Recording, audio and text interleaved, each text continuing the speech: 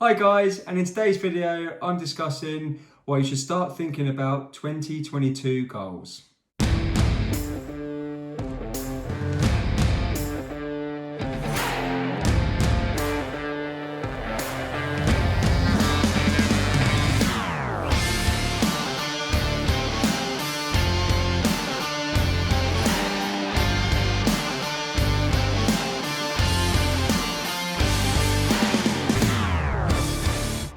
Welcome back to the channel guys. If you're new to the channel, welcome. Please like and subscribe to my channel. And if there's anything you'd like to see, just drop me a message and hopefully I can do a video about it. So on to today's video, and today's video is about why you should start thinking about your 2022 goals now.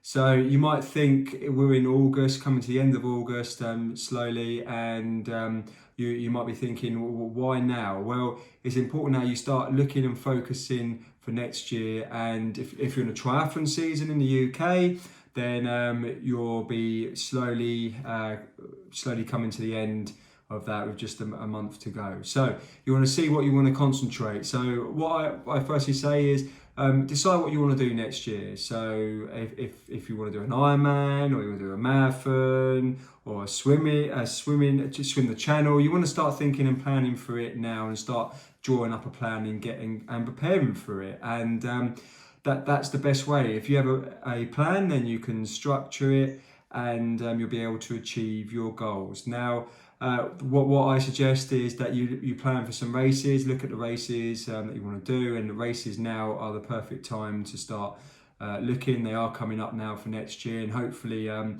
the races do go ahead. So that's what you should ideally be looking at, is to plan ahead and plot what races you want to do. Then you also want to plot the goals. What you want to achieve out of it. So you may have an unrealistic goal, for example, which I find unrealistic goals are really good, because then you can make the impossible become the possible. And that's how I've done my previous goals, is that I pick an unrealistic goal, and then it becomes a if I achieve it, then I'm really chuffed about it.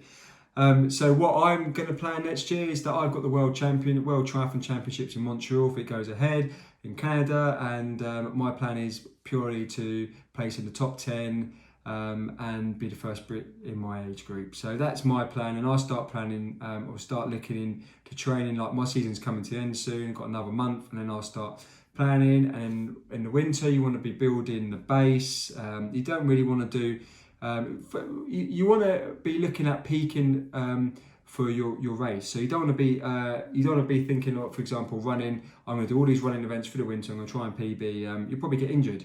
If that's fair enough. If you want to do running events in the winter, and that's when you want to peak, you're trying to peak for one race, then yeah, focus on the race to peak on, and focus on your training. But winter is a good start point of working on your endurance and base.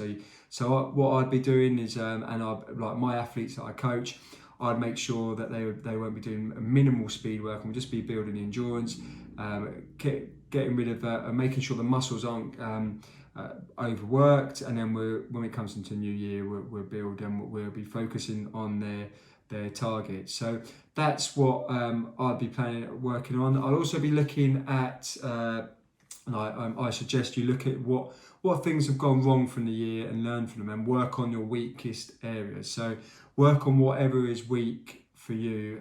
So analyze your data for the whole year.